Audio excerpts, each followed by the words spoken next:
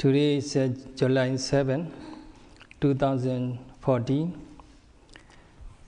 Sayadaw, we talk about the Dhamma regarding how to overcome drowsiness, sleepiness to the yogis who practice intensively.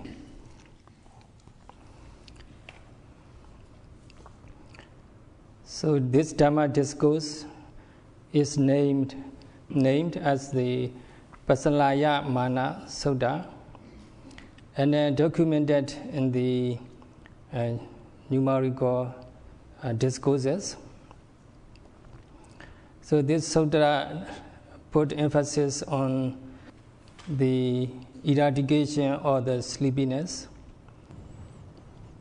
So here yogis and meditators, they are practicing meditation to be liberated out of the cycle of the suffering or to overcome all kinds of mental defilements and to experience ultimate peacefulness or Nibbana.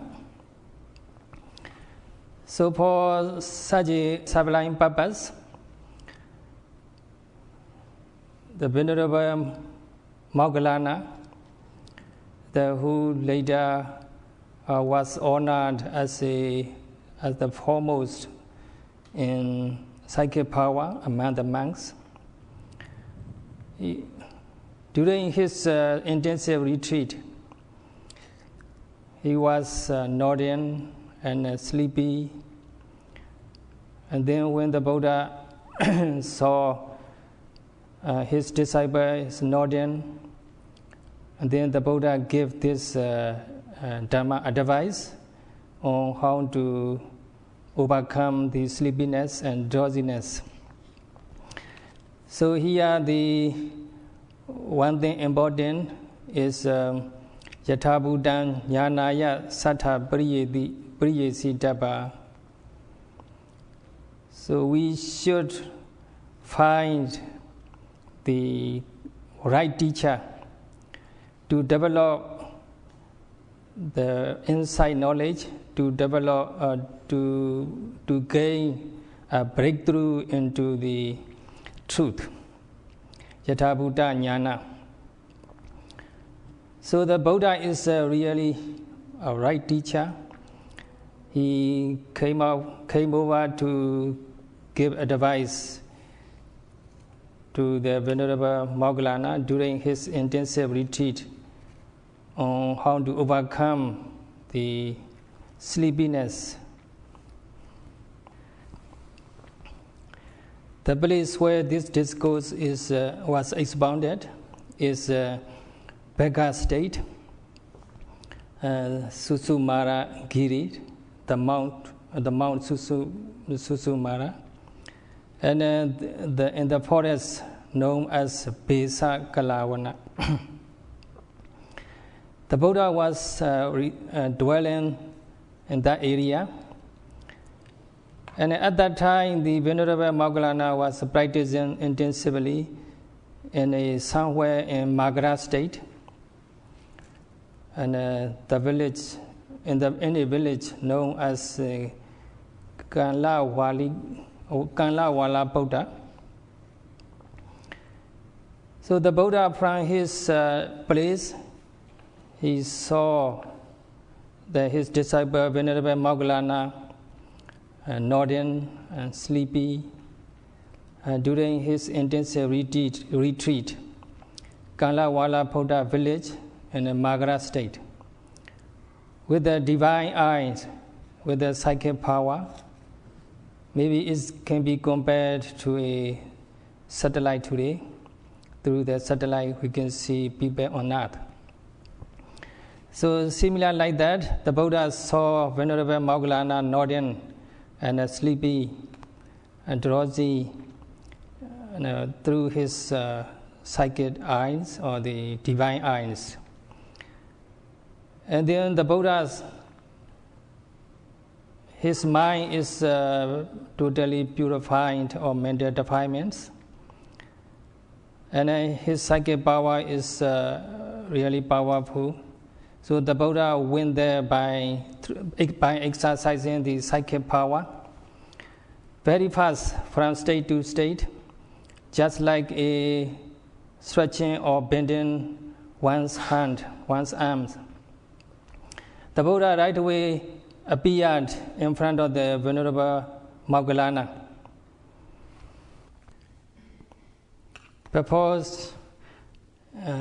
Before explaining the Buddha's teaching, Buddha's guideline regarding how to overcome sleepiness, Sayadaw would like to recount the story background of the two venerable monks, Sariputta and Moggallana. So Sariputta and Moggallana, they are two chief disciples of the Buddhas. When they were lay people, they were the best friends. The Sariputta's lay name is Upadesa, and Moggallana's name is Kolita. It is said they have been best friends for many lives, exactly 7 lives. They have been best friends. In this life also in that life also they were best friends. They grew together. And when they grown up, one day they went to a carnival. There were many people enjoying the night.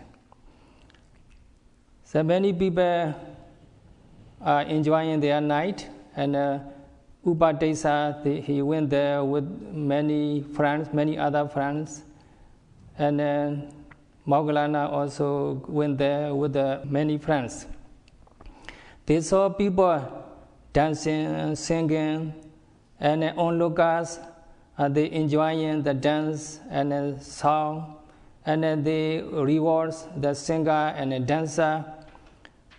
So many people are very crowded, enjoying their times. The two friends, they see something beyond the pleasure.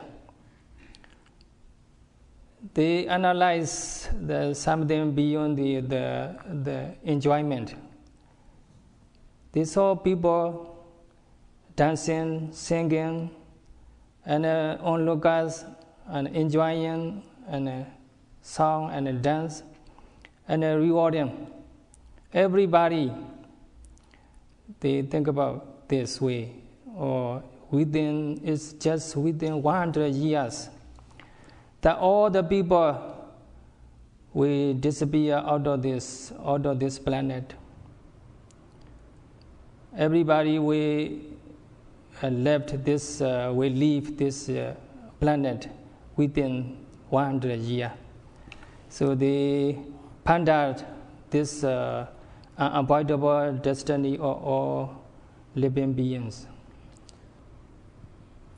So then the Kolita, the would be Moggallana, he saw his best friend Upadesa not very happy. So he asked Upadesa, my friends, you normally used to be happy in the carnival like this. You enjoyed your time. Normally you enjoy your time. But today you look like something not very happy, somewhat not very happy. What's wrong with you? And then Upadesa answered, my friend, look at the people. They are enjoying their time. They are doing something silly, something not sensible, not meaningful. So I'm thinking about that.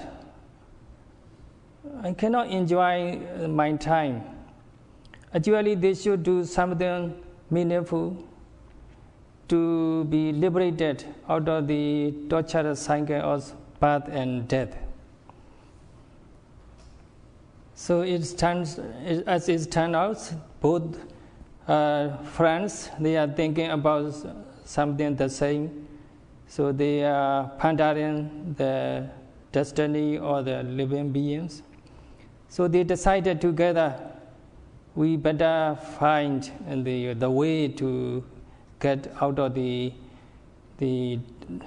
birth and death. So they went to a teacher. In those days, the teacher very most popular is known as Sanjaya. So he approached to that teacher, and they practiced under his guidance. That teacher was very popular, many disciples surrounding. So the two friends, they approached to the teacher along with their friends, 250 each. So they learned with that teacher, Sanjaya. They took just a few days to learn everything from his teacher. So that means they learn all they can learn from his teacher. So the teacher has nothing left to teach them. So they asked the teacher what kind of topic next are you going to teach? The teacher has nothing more to teach. They already developed high-level concentration, but they could not find the way out of the samsara, out of the cycle of birth and death. So the two friends decided to go in search of the right teacher who can teach them how to be liberated. So the two friends wandered around in search of wise people and ascetics and hermits and yogis who were very famous for their teachings. And then they approached those famous teachers and raised questions about the how to be liberated, the liberation moksha. But finally they found out none of them could teach them to how to be liberated, or liberation moksha. So finally they decided to take the separate way. And before they go separate way, they make a decision. They make discussion. So my friends, we will take our ways in search of the right teacher. And you may find right teacher first, and you may find the liberation first. Then you should tell me what you have find. And if I find the liberation before you do, then I will tell you. So in this way, they make the promise to each other, and then they took their own way in search of liberation. At that time, the Buddha was in a Varanasi, the Meghadaya forest, the Deer sanctuary, near Varanasi city. And first he enlightened 5 ascetics, and then 55 young people, youths, led by Yasa. And then altogether at that time on earth there were 61 enlightened individuals on earth, in the world. So these 61 noble people were liberated out of the snare of the attachment. And then the Buddha gave guidance to his noble disciple, So you, disciple, go take the Dhamma tour. So here Sayadaw recited the original Pali words. The Buddha talked to his 61 disciples. The Pali is Jarata Bhikkhave Jarikam Bahujana Hidaya Bahujana Sukhaya Loka Nugampaya Attaya Hidaya Sukhaya Deva Manusana, and so on.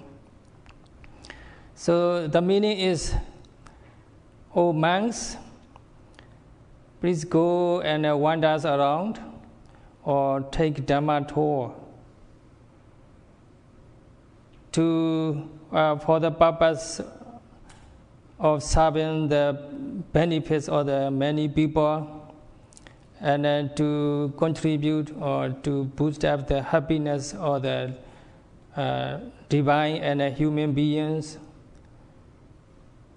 and for the experience of the liberation for divine and human beings. So you should go one tour, each person take separate tour, not two persons together.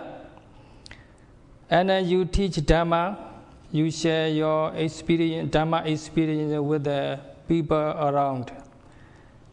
And the Dhamma is a good in the beginning, in the middle, in the end. So the Dhamma, good all around, should be spread among the people. So you take Dhamma tour and then teach people around the Dhamma. That's what the Buddha gave. That's what the Buddha advice give to the 61 noble disciples. So the fully enlightened, supremely enlightened Buddha guided the monks to take Dhamma tour around. And the purpose is to express the qualities of the triple gem. And by following the Dhamma guided by the triple gem, and people or human being and celestial being, they will can become enlightened. If the human beings and or celestial being, divine being, if they cannot get chance to listen to the Dhamma, and then they cannot be enlightened, they cannot be awakened. So to serve the liberation, the Buddha encouraged his noble disciple to go around to teach Dhamma. So the Buddha himself also declared he would go to Uruvela Nigama, Uruvela village, kind of small town, and there he would give Dhamma talk. So among the 61 noble disciples, arhats, or out of the 5 ascetics, the youngest one was Asaji. He went to the Rajagha city, Magadha state. And in the morning, he went into the Rajagha city for alms round. And at that time, the Upadesa and Kolidas, 2 friends, they also came back to the Rajagha city. So they saw Venerable Asaji going for alms into Rajagha city mindfully and with the loving kindness. The Venerable Asaji, when he walked into the city, he walked with the mindfulness. Maybe he noted like the as we do here, right step, left step, and so on. And also he developed metta to all living beings and to all devotees in Rajaghat city. And his eyes cast down about 4 or 5 feet. And his physical behavior is very calm and peaceful. His facial expression is very peaceful. So the Upadesa, at the first glance, he was impressed by the peacefulness of the Venerable Assaji. So he thought, oh, these monks, these ascetics must be one of those who was fully enlightened on earth. So his facial expression is very peaceful and tranquil. He must be someone holy and sacred. So this must be the right person for me to ask a question, to learn something I want, how to be liberated. And so thinking, he followed the Venerable Assaji and asked question. How you became a monk? Under whose guidance you practice? Something like this. So the Upadesa, he thought this is not the right time to ask question, because this Venerable is on his arms round. So he just followed Venerable Assaji. And then later Venerable Assaji got the enough alms food. So he went back his monastery. And then he was about to sit down. Then Upadesa approached him. And then he spread his sitting clothes for Venerable Assaji. And then he offered the drinking water to Assaji. And then he said very sweet greeting words, a word of greeting. We call Madhura Patisandara Pali, sweet greeting. The people in America, they always say welcome to America. And in Burma, we say welcome to Burma, something like this. So, but the Venerable Assaji was greeted by Upadesa with a sweet greeting. What he say is, "Oh, Venerable Sir, your facial expression is very calm and peaceful. Your skin complexion is very clear. You look so impressive. And who's your teacher? Under whose guidance are you practicing? So which teacher is your favorite?" So these kind of questions he raised. Then Venerable Assaji thought about the ascetics. Most ascetics have no strong faith in the Triple Gem.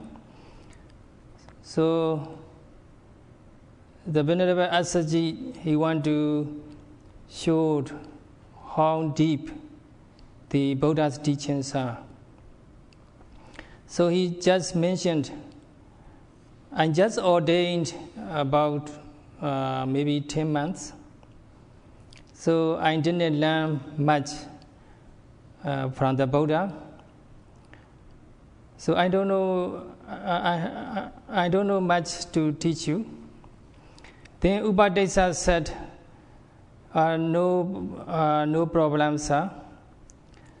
Whether it's little or much, it doesn't matter. What matters most is the essence. So please tell me the essence or the practice. And I will try my best to understand. I need the essence of the practice. I don't need many words. That's what the Upadesa told to Venerable Asaji.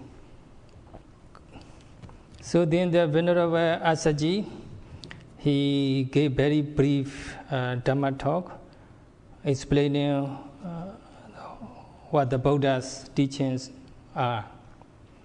So here Sayadaw recited the original Pali, Ye Dhamma Hedobha Bhava Te San Hedo Tathagato Aha Te Sanja Nirodo Ewan Wadi Mahasamano. So the meaning is there are psychophysical phenomena which are suffering. And then the Buddha talk about that. And then the Dhamma, the attachment, is the source of the suffering. And then the Buddha talk about it too. And also the Buddha taught us how to practice to overcome dukkha and samudaya and the suffering and the source of suffering. And also the Buddha taught us the complete cessation of the suffering. That's the brief Dhamma talk given by the Venerable Asaji to Upadesa. So Upadesa, he was very wise, so wise that he became enlightened or awakened by this very brief Dhamma talk. This Dhamma message is just 4 stanzas. By listening the first 2 statements, he became awakened as the first stage enlightened, we call Sotapanna. And then he asked the Venerable Asaji where he lived. And Venerable Asaji was in Veluvana monastery. So Upadesa said, I will come to Veluvana monastery later. Now I would like to see my best friends to share my Dhamma experience with him. I will come and see you later.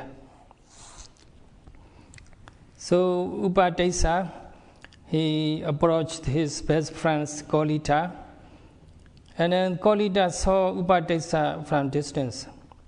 And then he right away understand, Upadesa, my best friends, he got something enlightening. So he understand through his facial expression, very calm and peaceful. So the Upadesa shared his Dhamma with his friends Kolita.